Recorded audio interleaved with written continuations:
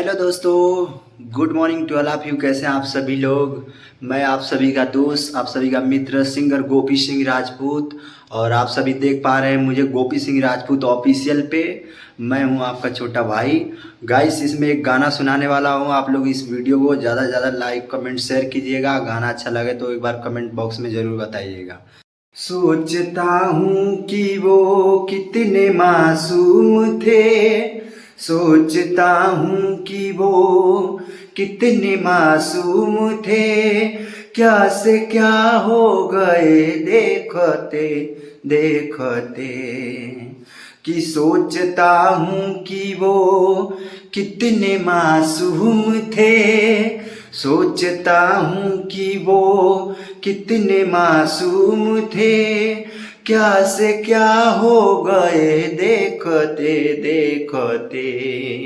आ कि सोचता हूँ कि वो कितने मासूम थे। कि सोचता हूँ कि वो कितने मासूम थे। क्या से क्या हो गए देखते देखते।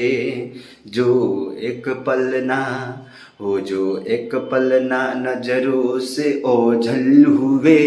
जो एक पल ना नजरों से ओझल हुए। लापता हो गए देखते देखते। कि सोचता हूँ कि वो कितने मासूम थे। क्या से क्या हो गए देखते देखते। आ आ